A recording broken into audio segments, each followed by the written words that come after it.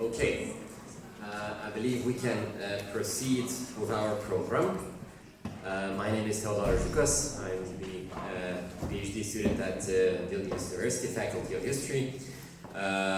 Thank you, dear organizers, for inviting me to moderate this very interesting session. I believe in this session, in this hour that awaits us, we will not hear a lot of musical excerpts as we did in the previous session, which was immensely interesting. And I would like to introduce Professor Jörg Hackmann. You see the name of the keynote lecture that will be given by the professor. Jörg Hackmann is Alfred Döblin Professor at the Department of History at the University of Szczecin since 2021. He is the Director of the International Center for Interdisciplinary Studies at the University of Szczecin and also a President at the Association for the Advancement of Baltic Studies. He earned his PhD from Free University of Berlin and had habilitation degree from Greifswald University. He is also has visiting professor roles at in several universities, including University of Illinois at Chicago and University of Tartu, among others.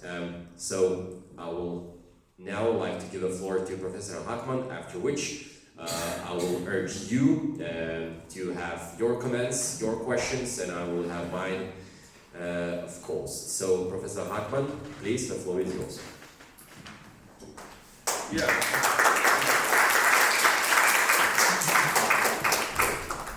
Thank you very much, Teodoras, and dear conference organizers, ladies and gentlemen. Thank you very much for the very kind invitation to come here and to talk, not about music, but about images of regions in humanities, and I'll like to explain this with the Baltic Sea region, but actually what my points can also be discussed in a larger setting.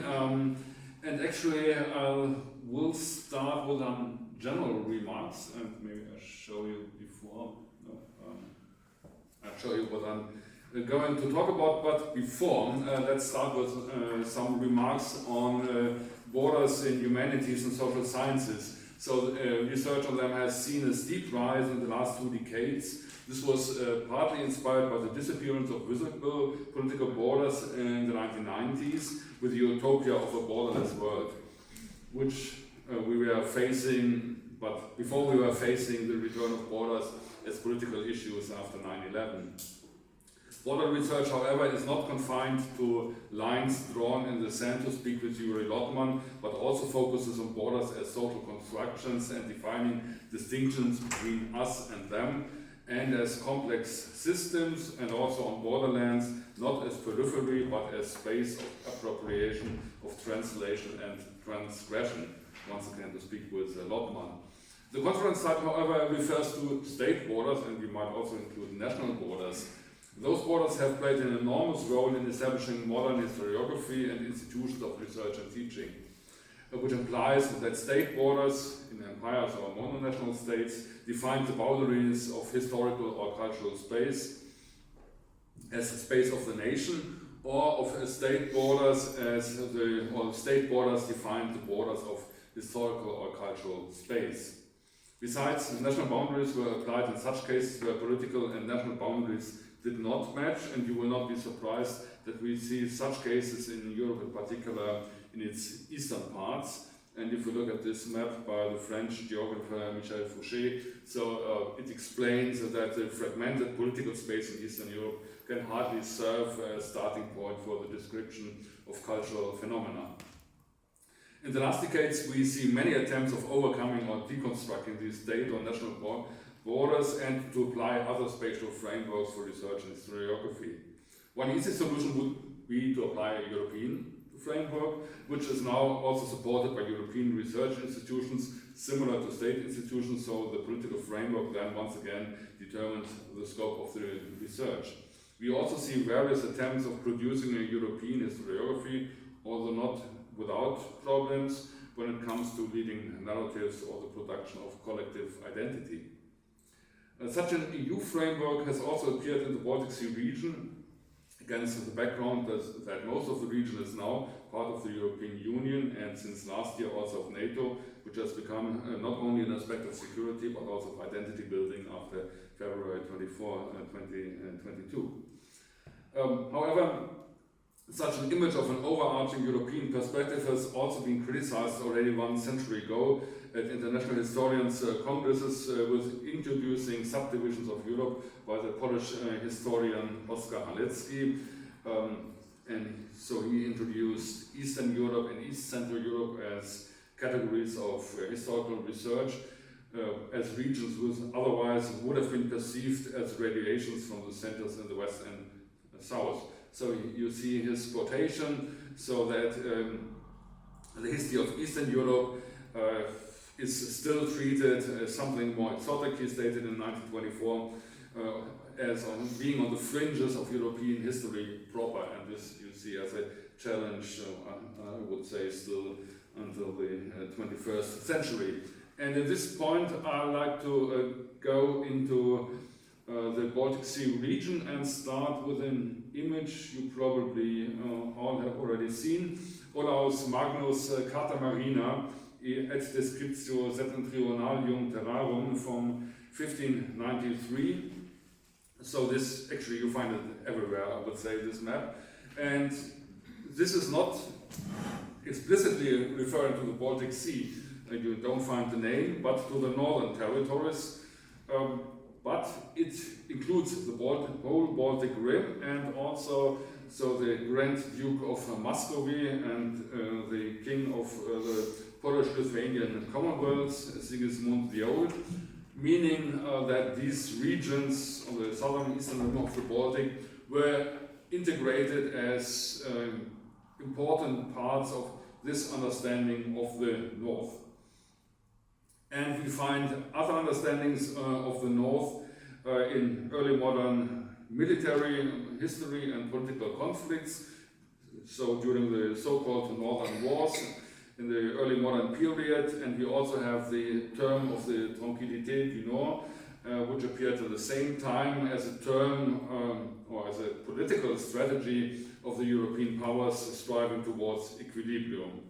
The Baltic Sea thus emerged as a space where the concept of the European balance of powers became manifest. And a similar broad understanding of the European North is also reflected in historiography in August Ludwig Schlözer's General Nordic History, 1771. You see here a longer German quotation, and I'll just summarize it. So the basic idea is that geography is, that Nordic is not only defined by geography or ethnography, but also by the argument that the region, although comprising the larger part of Europe, as Schlözer writes, that is being perceived as peripheral and negligible by the more advanced southern European nations. So meaning, until then, so the general division line in Europe was between north and south and north, east and west. But this then quickly changed afterwards. Some decades later, definitely after 1815, one may observe a significant change of this spatial imaginary. Russia now moved from the north to the east on the mental map of Europe. This shift was not only based on the expansion of the Tsarist Empire toward the Black Sea, but first of all connected to the decline of the Ottoman Empire, which was seen for centuries as major antagonist of Europe. Since the Congress of Vienna in 1815 and fueled by the political conflicts with the Tsarist Empire as main adversary of democratic movements in Central Europe, Russia took over the place of Europe's other from the Ottoman Empire. And if you look at the contemporary name of the Crimean War in the mid-19th century as Oriental War, then you see when this shift, let's say, was completed. So the Orient, the East, definitely from this period onwards was Russian. And this has an effect on the Baltic Sea region. But I'll start with a another perspective, with a linguistic perspective, if you look just at how the region or the sea is named in various languages, and you see actually that there are two versions of the name. The one is centered on the East Sea, so coming from the German name, I would say you find it in Scandinavian, Finnish, Dutch languages, for instance. And then the second is related to Balticum, Mare Balticum, which we have in Slavonic languages, Latvian, Lithuanian, in English and French. And there's actually only one modern exception of this, the Estonian language.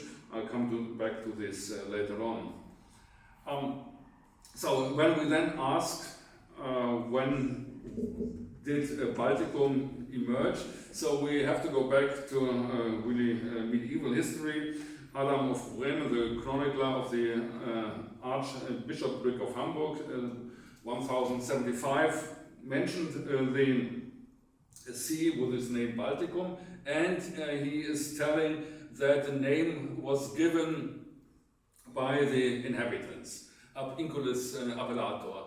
And the question is, who were the inhabitants? Who told Adam that this is the Baltic Sea? And there are actually two options how to explain it. The one is that it's connected to the entry to the Baltic, so connected to the belts in Denmark. Or the other option that it comes from the word for white in the Baltic languages. Nevertheless, so these are discussions going on, I would say, already for centuries. But what do they show? They show that definitely the sea served as a space of contact across the sea from early on. Baltic was frequently used then in the early modern periods, particularly in connection with the Dominium Maris Baltici, which not only underlined the aspirations by Sweden to control the region, but also appeared as a Danish and Polish counter-discourse questioning the Swedish claims of domination. And we also see a parallel term of Dominium Maris Septentrionalis, which did not refer to the Baltic, but to the northern seas, so to the Atlantic, and referring to a Danish claim of controlling these regions. What is relevant is that in the languages that refer to the sea as equivalent of Baltic, these names refer to the whole sea and its coastal regions until today. And this initially was also the case in German language. Until the 1830s and even partly later, Baltic could still be referred to the western and southern parts of the Baltic Rim. The semantic of Ostsee and Baltic thus did not differ in geographical terms. And there are many hints for this. If you look at the name of association institutions, you will find them in Kiel, Szczecin, Gdańsk at this time, so not only in this part of the Baltic Sea region. And even the term of the language itself, which is a scholarly invention by the linguist Georg Heinrich Nesselmann from Berlin in 1845, fits into this framework.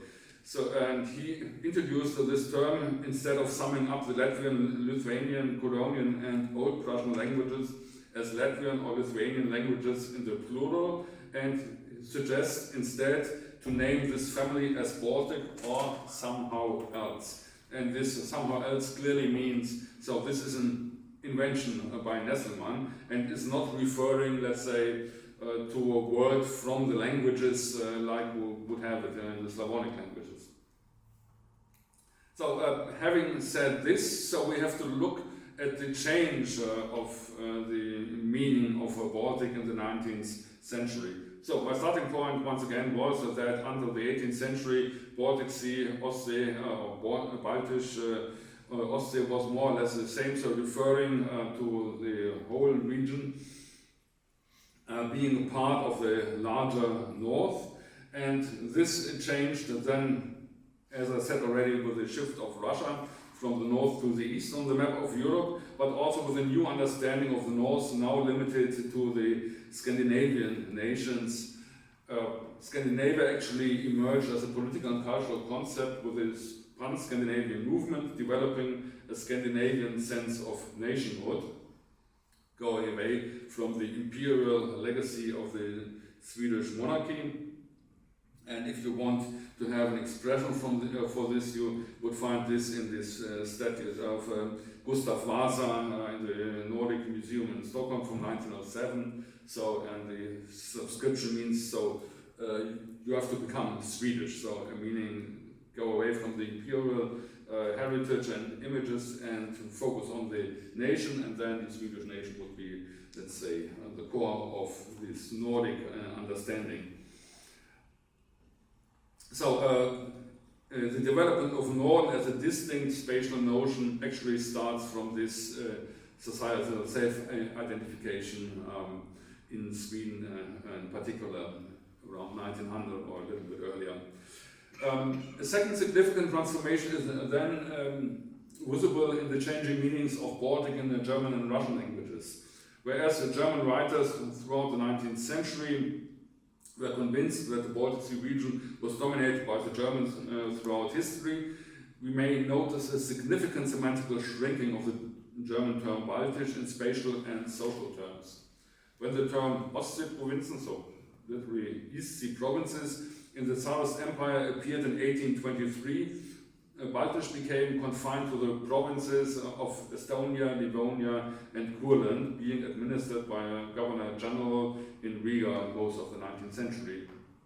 The German term for the region was then paralleled by the hybrid Russian term Alsatian, which also did not refer to the whole Baltic Sea region, which one could imagine when looking at the word, but only to these three provinces under Tsarist control. The Grand Duchy of Finland, however, was regarded as a distinct political entity which was not covered by this term, and neither were the Tsarist western provinces of Kaunas, Vilnius, Grodno or Vitebsk connected to this understanding of Baltic or Alsatian. If we want to understand or explain why this shrinking of these terms happened, we have to highlight the relevance or the increasing relevance of political borders. Gradually, a perception emerged among the traditional German-speaking elites of these Tsarist provinces that their social position became threatened first by the politics of the Tsarist authorities, and then later during the 19th centuries also by the emerging small or young nations of the Estonians and Latvians first of all, and connected to this also of the Lithuanians. This leads to another important observation. Baltic and the Russian term Alsatian were shrinking also in social terms, focusing on the German elites in the Ostseeprovinzen who are now strongly underlining their traditional regional privileges, and they did it first of all in the public sphere of Germany in order to avoid Russian censorship. Then in the 1860s, the Russian term pre-Baltiski or only Baltiski appeared in a sense of describing a region that should be closely integrated into the Russian territories. So we're still talking about the same territory, but the approach is now another one, so it should become Russian. So we usually refer to this as Russification, but the contemporary term was actually fusion, Slianian.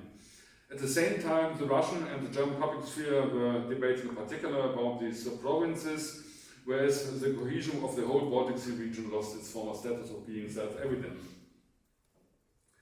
Although Baltic and pre-Baltiski denoted clearly distinct political and social concepts, they also revealed similar features and trajectories, an increasing concentration on the Tsarist Baltic provinces and the nationalization of the discourses. And the last step in this trajectory was then the emergence of the regional term Balticum in German debates. One might argue here that this picture is too simplified, but it can be underlined by looking at the uses of Baltic as a term denoting self-identification beyond the narrow group of the Baltic Germans. Such traces can be initially seen in Latvia, where the spatial notion Baltia initially served for describing the territory of the Latvian nation before it was replaced by Latvia around 1900. The situation, however, was totally different in Estonia, where the Baltic Sea had been called since the mid-19th century with the neologism Läänemeri, so the West Sea. And this is not just a mere issue of vocabulary, but reveals a conceptual difference. Läänemeri presumably does not precede the period of the Estonian national awakening, when Balti in Estonian was increasingly identified with the Balti Edict, so the Baltic special system, rule of law, controlled by the Baltic Germans. So this Balti had a colonial and hence negative connotation.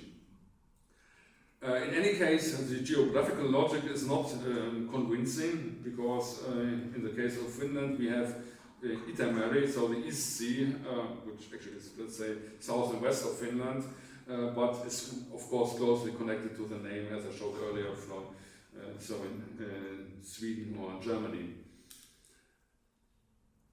So having outlined this 19th century, let's look what changed in the 20th century, and still we might detect traces of this broader understanding of Baltic at the beginning of the First World War, like in this Baltic exhibition in Sweden in summer 1914, which then actually was overrun by the start of the First World War. And when the Scandinavian monarchs met in Malmö then a couple of months later and declared neutrality, so this this concept of Baltic stopped to exist. So now the Nordic approach was more relevant for the Scandinavian nations. In contrast, the Baltic fringes of the Tsarist Empire received new attention, this time based on the growing relevance of geopolitics.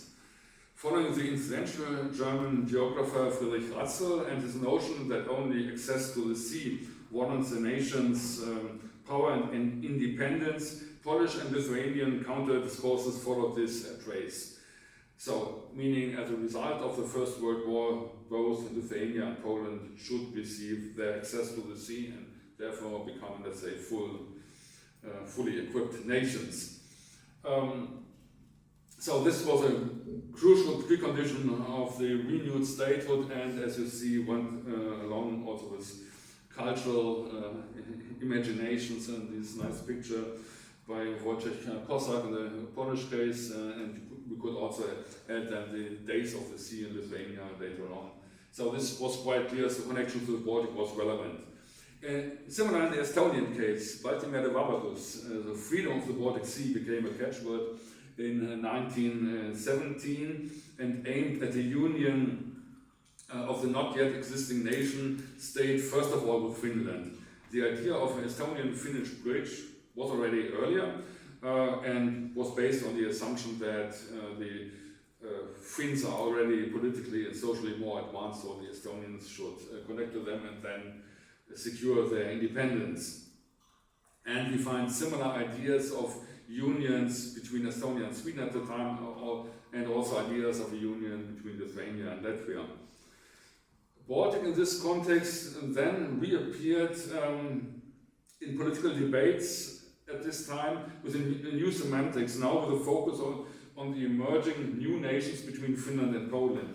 The rise of the term Baltic may be explained by the fact that it could serve as a label which allowed to claim this politically intended connection as a natural one.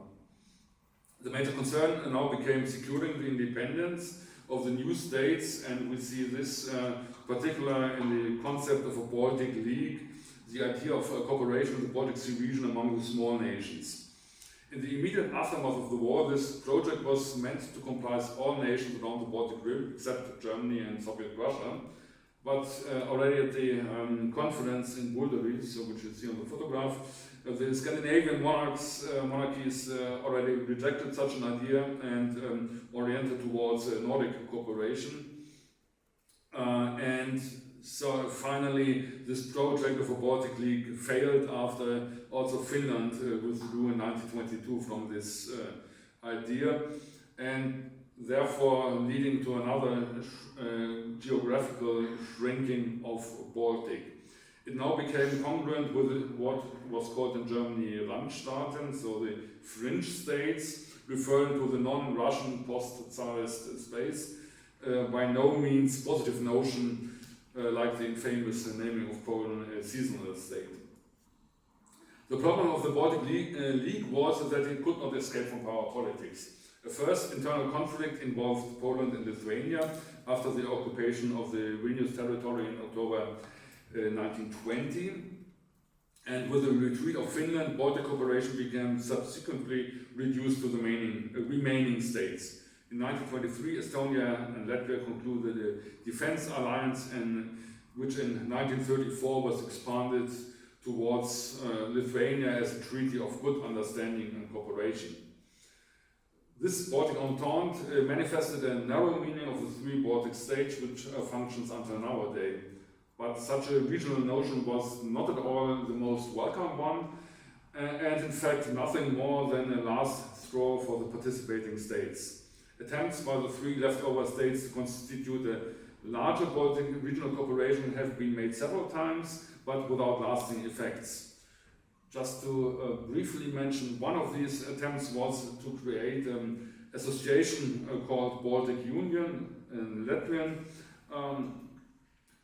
undertaking, which should somehow work on a similar level as the Northern associations in the Scandinavian countries, so building some kind of a societal support for transnational cooperation, but actually this did not really work out. So neither were the Latvians or Estonians accepted as part of the Northern associations, nor did this Baltic Union become a, let's say, stable institution. But there were still ongoing discussions, which I would like to present briefly. So this is the concept of Baltoscandia, so meaning that there's a natural unit comprising Scandinavia and the Baltic region, being based on the ideas of the Swedish geographer Sten de Geer in 1928, who tried to develop the earlier concept of Fennoscandia, so Scandinavia and Finland, into a more broader one. This was then taken over by an Estonian geographer, Edgar Kant. And if you look at on the left map, you see it's rather complicated, and there is some reason for that. A major problem was what you see here, so the status of Lithuania. So Kant left Lithuania out of this idea of Baltoscandia, which then produced a reaction by the Lithuanian geographer Kazis Paksas, published in 1940, so then already in the US, as an alternative regional concept. And you see a couple of sentences from Paksas here. So his idea is that the small nations of the Baltic Sea region create such an harmonious union like nowhere else. So, but on the other hand, you also see cultural variety like the Mediterranean. So, and as he further goes on, so this decreases monotony, which would hamper its imagination and creative spirit. So the multiculturalism of the Baltic Sea region, understood by Paksas, actually is a good feature, and it's not about homogeneous societies in the region. What we need now is to look at another concept which emerged in this period, and then we come back to Halecki, who did not only talk about Eastern Europe and East Central Europe, but also imagined further scholarly terms of how to describe the history of the region, namely Northeastern Europe, in contrast to Southeastern Europe. And Northeastern Europe, in his understanding, was a new Europe, so based on small young nations in contrast to the South. And then he also connected this with the political idea of intermarium or Międzymorze, so the connection between the Baltic and the Black Sea as a space of Poland, Lithuania, which also should then receive some new borders after the First World War. So the idea of a larger Poland also is connected to the ideas of Halecki. And we see a similar debate on northeastern Europe if we look at the German publications, but not only. And here we have to mention an actually Danish, Estonian, German historian, Paul Johansen, who worked until 1939 in Estonia and Tallinn, and actually based on medieval history, imagined northeastern Europe, starting from what you see on the right side, from the region of Old Livonia, which was connected with various parts of the Baltic Sea region, and so creating, underlining then his understanding of northeastern Europe. And we'll come back to this in a while. So my next step then would be look at what happened after the Second World War. So the imaginary of the Baltic Sea region, as I discussed it in the interwar period, as a space of liberty and security, came to a full stop with the return of power politics in 1939.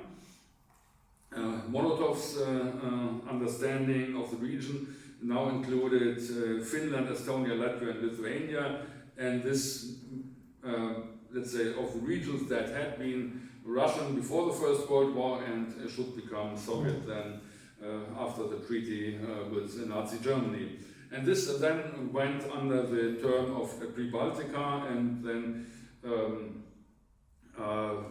connected to, more often connected to the attribute or Sovietskaya Pre-Baltica. So the Soviet Baltic region then was what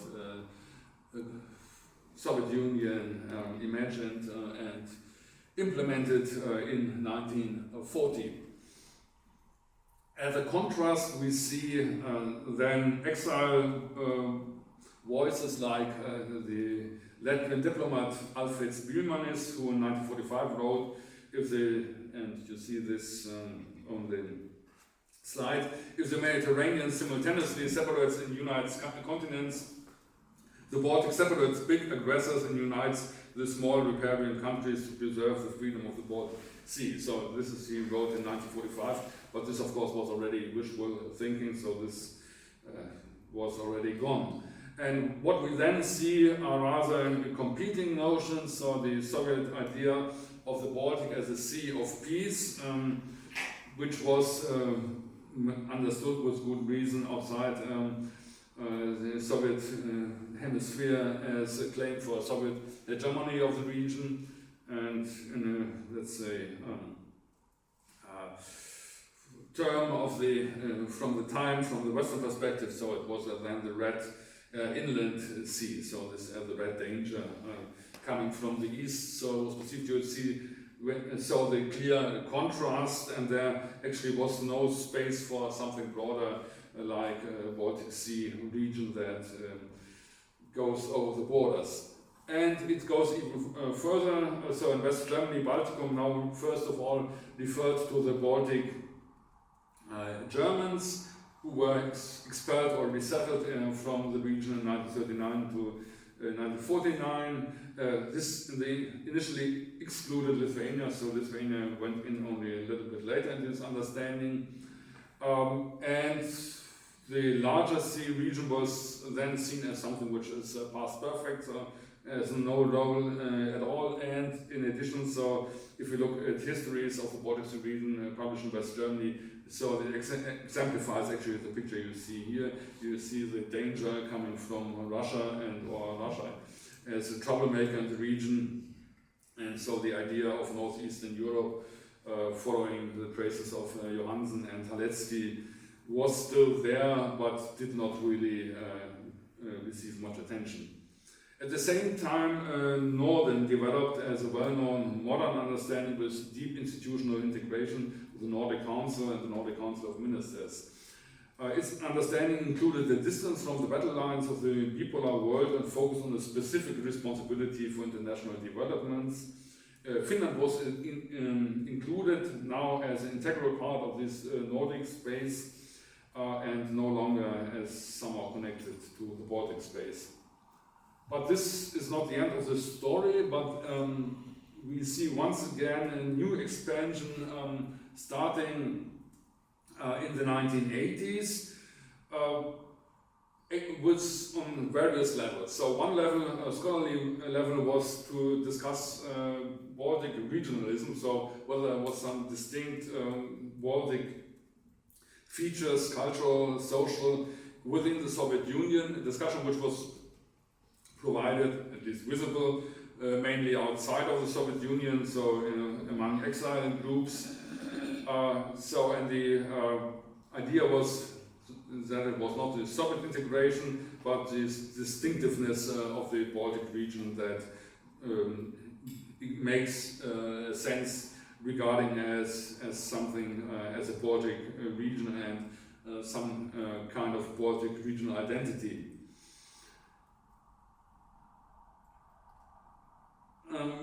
Then there are two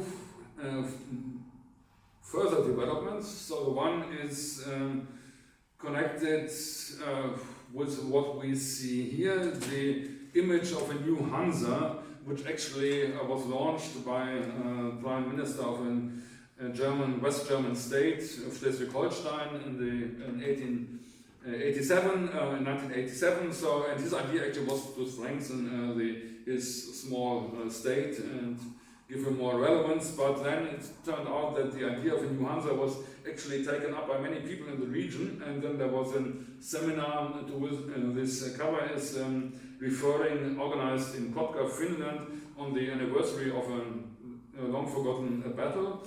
And it showed that on the one hand there should be talks about common interests in history, not in history, but in politics and economics. But actually what the people from the Baltic republics, or still existing Soviet Union, could do was rather talk about history. So there was a common interest to talk about the broader identity of the broader region, but actually this was not referring to hard economic facts or political facts because they were too diverse, but an agreement that there's a common history and culture, so this was something people could talk about.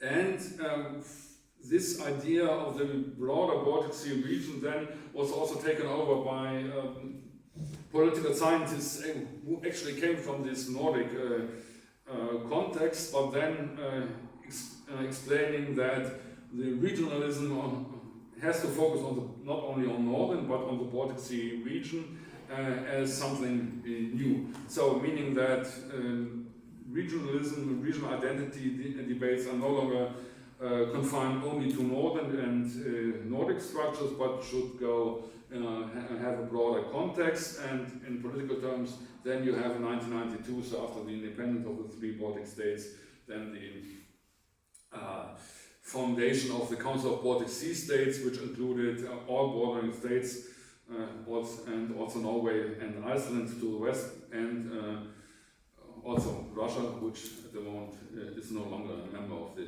Council of Baltic Sea States.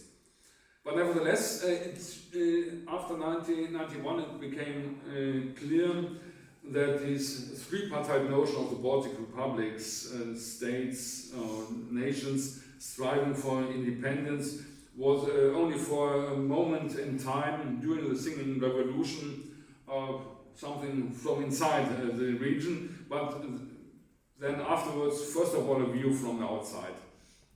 So it was not based on a longer lasting identity discourse, only focusing on these three nations. After the independence, the re-establishment of the independence was achieved, this Baltic concept immediately lost its relevance. Instead, as a priority, integrating the region in a larger spatial setting of the north and west under the headlines of security and economy began to dominate the political agenda. Integration in the European Union, becoming member of NATO were then the important issues, and in parts of the region this also went along with defining themselves as Northern. And this became visible if you look at what the then Estonian President Lennart Meri did at the first council, on the meeting of the Council of Baltic Sea States, that he was talking about a Nordic Mediterranean, so not about a Baltic Mediterranean, and Baltic he associated with the Europe of Barents. or the Gulag, which Estonia wanted to leave as soon as possible, in order not to remain a part of the near bloc claimed by the Soviet Union at this time. So you have this orientation towards the north and not Baltic as some kind of a that's the starting point of self-identification. And this actually repeats what I have said already before, so that the basic idea, that the self-definition of the three Baltic nations as one Baltic region did only work when there was no other option left as an interwar period or then as a door opener in the 1980s. Instead, we see for some time the idea of cooperation between Nordic and Baltic states, so as 5+3, or as one article has it nicely as Nordic swans and Baltic cygnets. And only, let's say, in this broader framework, Baltic can be regarded as a space of expectation. So this was mainly the debate of the, let's say, also early 2000s. Now this debate has actually changed, and it has largely changed due to the changing of the geopolitical framework with the first the occupation, Russia's occupation of the Crimea, and then the full-scale invasion, which now also led the two Nordic states into the NATO, so, and then thus questioning the framework of whether there is still something like Nordic neutrality, which at this moment no longer exists, and at the same time also excludes all these ideas of somehow integrating Northwest Russia or the Kaliningrad region in some kind of a regional cooperation. So everything of this has stopped. It's undisputed that Northern and the different notions of Baltic are based on cultural construction and social expectations, whereas Northern reflects claims of being based on similar values and notions of society. Baltic throughout the 20th century encompasses a strive for cohesion into a larger region, no matter how it is called, as Baltic Sea region or North in the sense of the term around 1800. So the Baltic approach to the region larger focuses on cultural pluralism and historical diversity. Oops, I lost track here.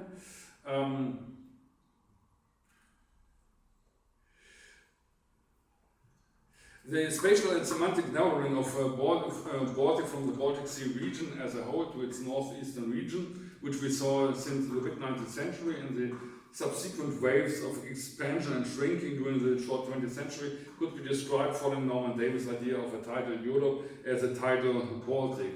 In addition, when we look at agency, one notices that the notion of a larger Baltic region in the 20th century was driven first of all by the small nations aimed to secure their independent existence vis-à-vis the bigger empires.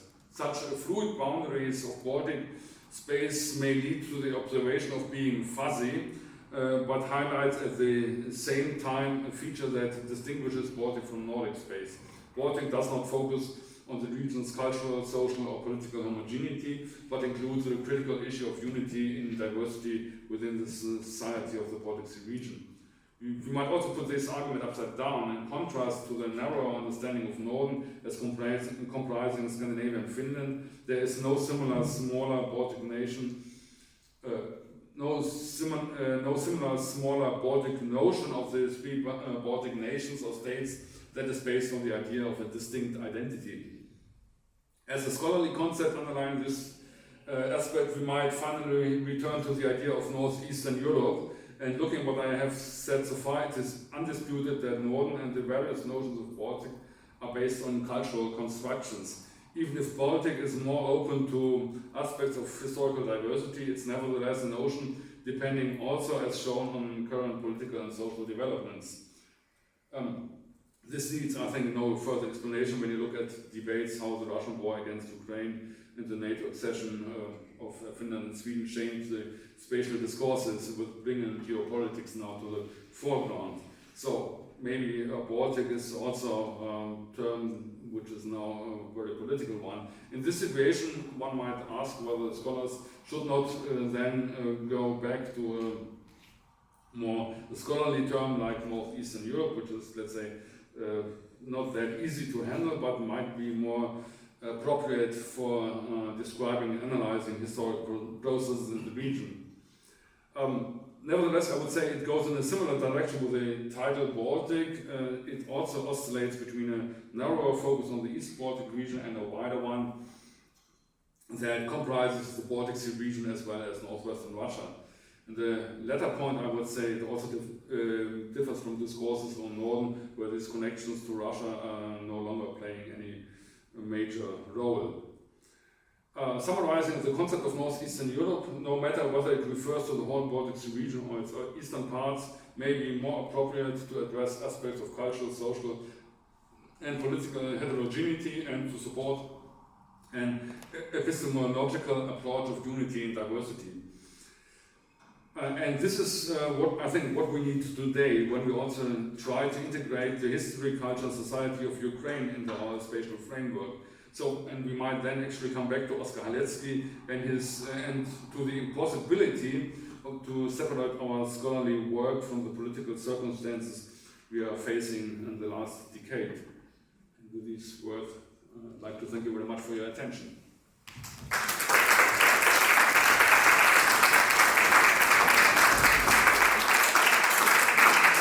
Thank you very much, Professor. We still have, I think, 10 minutes before lunch for your question, your comments, and mine too. I have at least several, but since we have 10 minutes, I would first of all ask you to raise your hands if you have anything to say, to have a question or comment or remark. Yes, please. Here in the second row. Here. Thank you very much. It was very interesting. Just one remark. In Lithuania, we have a couple of lakes, which named Black Lake and White Lake, and they are named in such a way because of cardinal direction. For example, one of them is in the east and another in the west.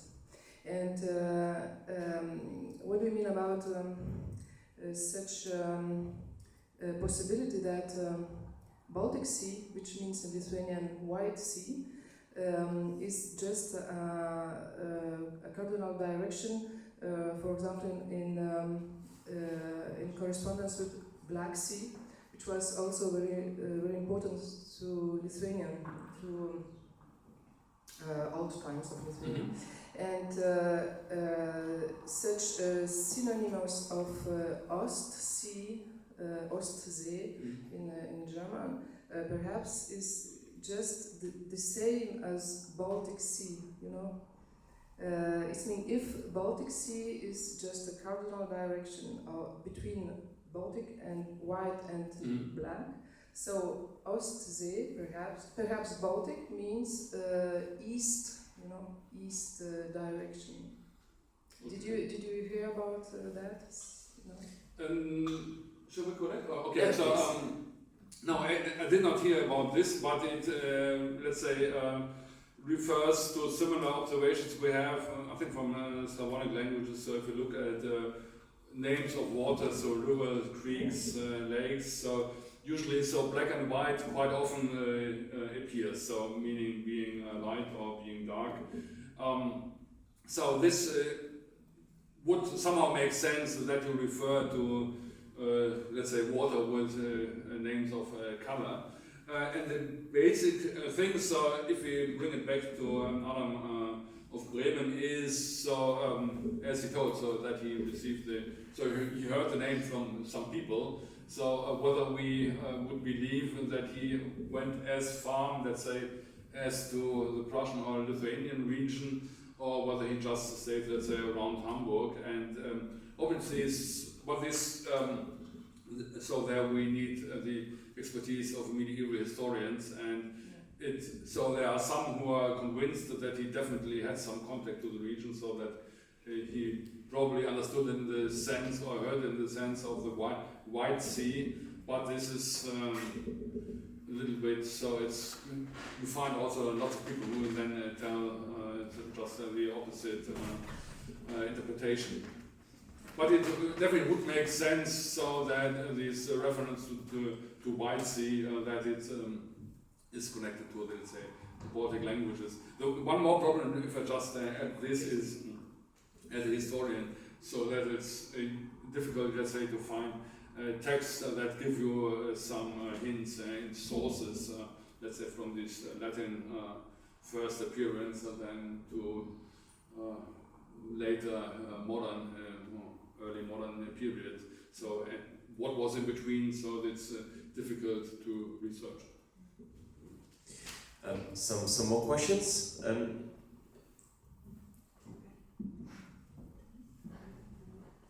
Yes, do we have, yes, in the final row, please, yeah. I can go without a microphone. It's for recording. Yes, it's for recording. One needs to use a microphone. Thank you. Thank you so much for the fascinating talk. I have no prior knowledge of Baltic region before, and I was just wondering, in the current political climate, do you think of Baltic more as a new Cold War theatre of conflict, or more as an intra-European regional theatre of regional cooperation? And as your talk consisted mainly of European affairs, what do you think is the Baltic significance, both culturally, socially, and well, tangentially and metaphorically, outside Europe? So how does the Baltic, perhaps now in the future, extend its influence, and how and compare its influence outside Europe? Would that be possible? Is that something that's not achievable at the moment? Thank you. Yeah, thank you very much for this question. Let's start with your second one. So whether comparing or transferring, let's say, what we observe in the Baltic Sea region to other parts of the world, and then, let's say, South China Sea is something which often comes up. So let's say a similar situation. Let's say that the sea encompassed by let's say different nations, states, partly conflicting. You have a big power with the interest of dominating, like you have so in the Baltic Sea also today. So meaning, and you have then the issue of, let's say, multiculturality, so how diversity works into contacts, whether it stimulated context, whether it was rather hindering context. So there are a couple of attempts to make some comparisons between those two regions, and I think you could also, if you go a little bit more to the south, you could also try to do this. And then you would, let's say, compare structures and try to ask similar questions. So with the South China Sea, there has been a project and at least the idea, but I have not yet seen the outcome. So whether it really works out or whether it's an idea that we might forget afterwards. On the political dimension of Baltic, yeah, of course, I'm a historian, so I cannot look into the future and would not make any prognosis. But what we see now is that the term once again changes. So. And I would say definitely under the term of geopolitics and issue of security. So when you talk about security in the region, then you would rather connect it to the attribute Baltic and not talk about European or Northern. So obviously, so there is a connection with that. Mm-hmm. Yes. Okay. I don't see any more hands raised, so I can have a final. Or is there some? Yeah, okay. So we have a couple of minutes and I have 3 broad questions, but I have now to choose one. Which one I shall? Okay, I think I would like to ask about the general state of the research of the subject in Europe and beyond. In terms of historiography and research of the Baltic states, do you see some prevailing narratives which echoes the Russian colonial structures of thinking about this region of Europe? I'm talking about the European and American universities and research institutes. Why I'm interested in that?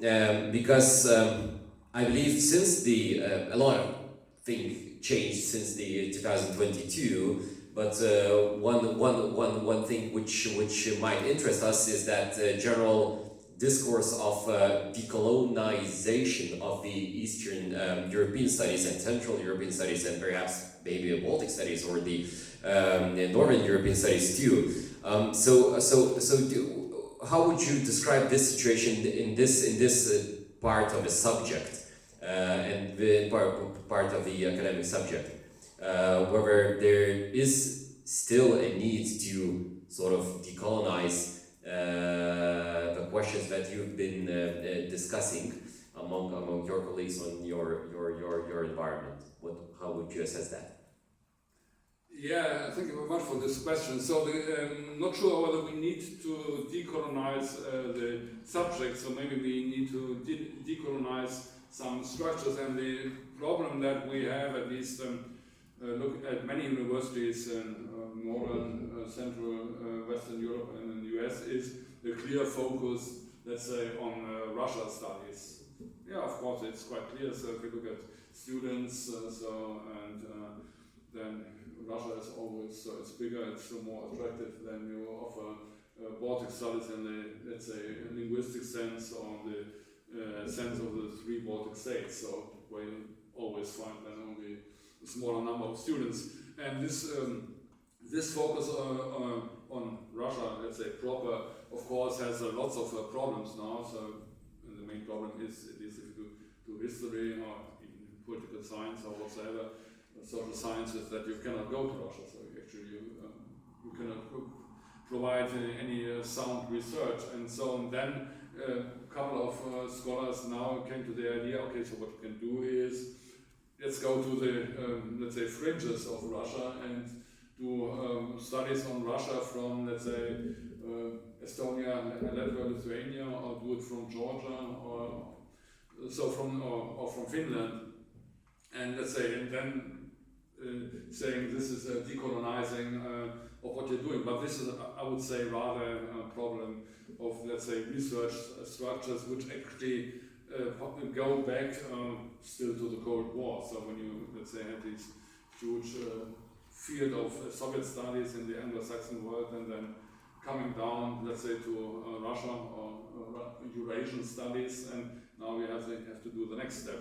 So, and for Baltic studies, I would not say that it's necessary. You have, let's say, this decolonization approach in many disciplines already. So you look in anthropology, ethnology, literature, and so on. So I think this is, we don't have to invent this anew. So you can look at the work that scholars from Estonia, Latvia, Lithuania did already. So, and then maybe say this is also something which is relevant not only for this smaller region, but rather going has a relevance also for looking at, let's say, the bigger part of Eastern Europe. And if I would look at Scandinavia, I would say it's quite similar. So they actually were interested in having some kind of a Baltic research focus from the 1990s onwards, but this Baltic was actually not so much the whole Baltic Sea region, but